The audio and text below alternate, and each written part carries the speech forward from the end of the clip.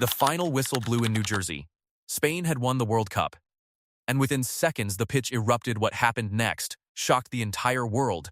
And now FIFA is investigating every single moment.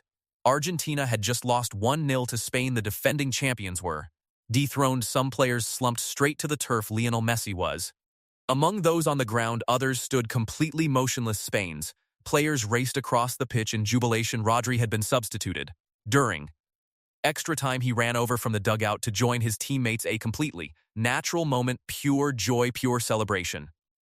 But here is where everything changed as Rodri went past Nahuel Molina. The Argentina defender appeared to punch him on the arm or the stomach. That single punch was the fuse, and it ignited everything that followed. Rodri stopped. Rodri turned. Rodri confronted Molina, but it was Molina who thrust forward aggressively, not Rodri. Eric Garcia ran over to back up his teammate. And that is when Leandro Paredes got involved. Paredes jabbed Garcia directly in the throat, not a push. Not a shove, a jab. In the throat. Unused substitute Gavi tried to intervene. He wanted to calm the situation down. Instead, Almada forced Gavi to the ground. Then Paredes pushed Gavi to the floor, his hand directly in the Spaniard's face.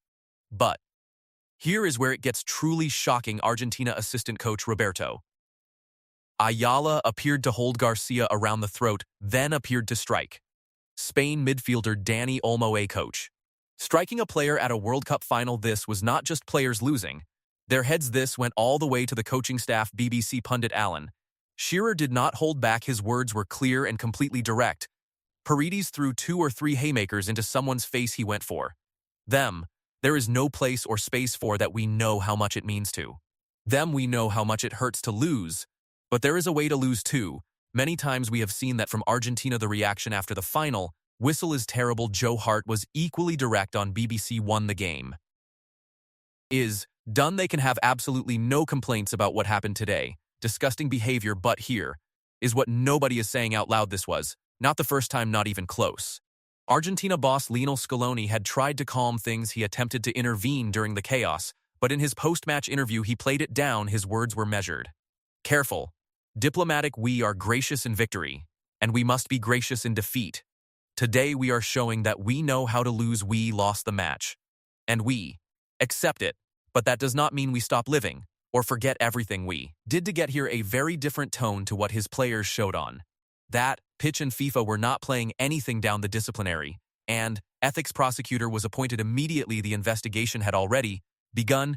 It was initially reported that Paredes had been sent off. Referee Slavko Vincic appeared to give him a red card for pushing Eric Garcia by the throat. But here is where it gets complicated. That red card was deleted from the record shortly afterwards. FIFA confirmed to BBC Sport no disciplinary action was taken at the time, which means the prosecutor now carries full responsibility for determining exactly what punishments follow. Argentina had already had 1 player dismissed before all of this.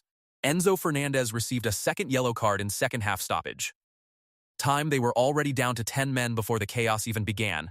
And here is where it gets serious. The options available to FIFA's prosecutor are significant.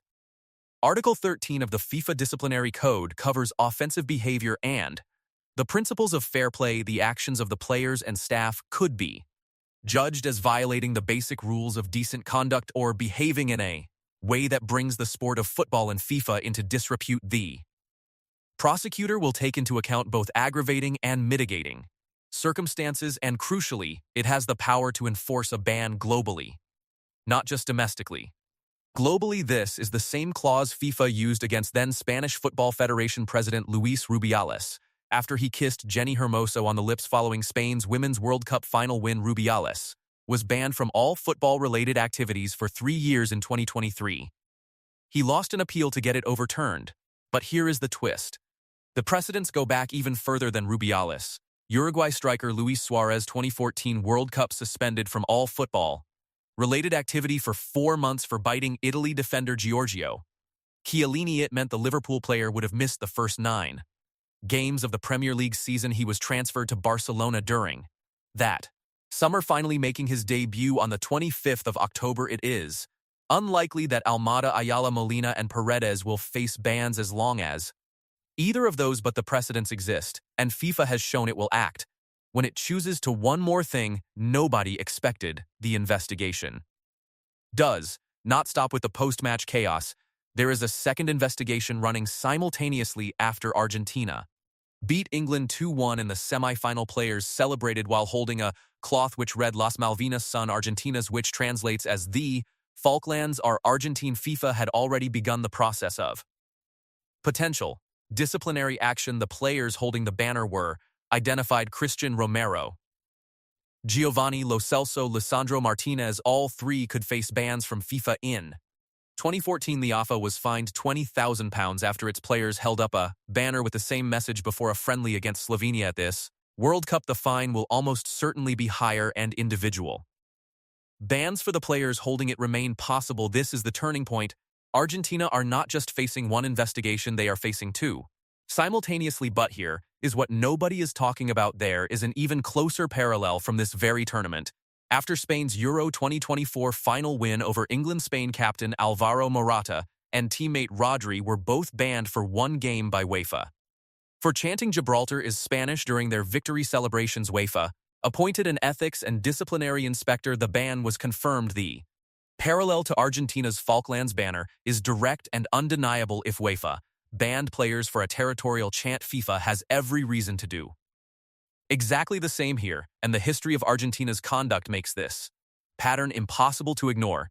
After the 2022 World Cup final, Argentina beat France on penalties. They were charged with offensive behavior and violations of fair play.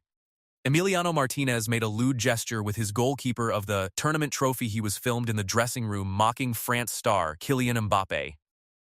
Argentina were fined just £18,300. No action was taken against any player at that time, but Martinez was eventually banned for 2 games in 2024.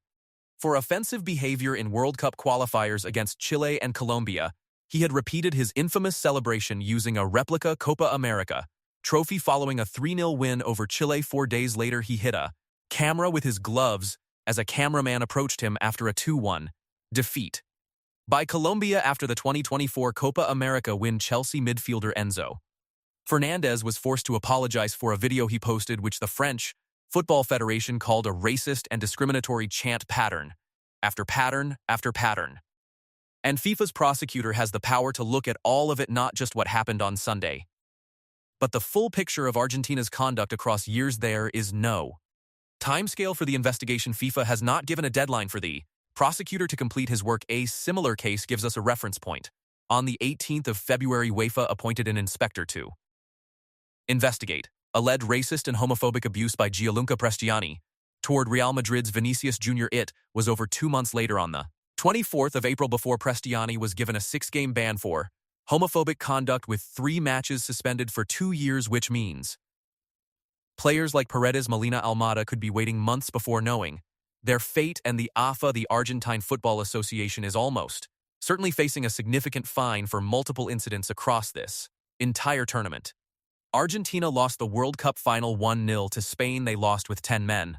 After Enzo Fernandez was sent off, they lost with Messi unable to influence the game, and then they lost something else entirely: fair dignity at the final whistle. FIFA is now deciding what comes next. Do you think Argentina's players deserve long bans, or was this just the heat of the moment?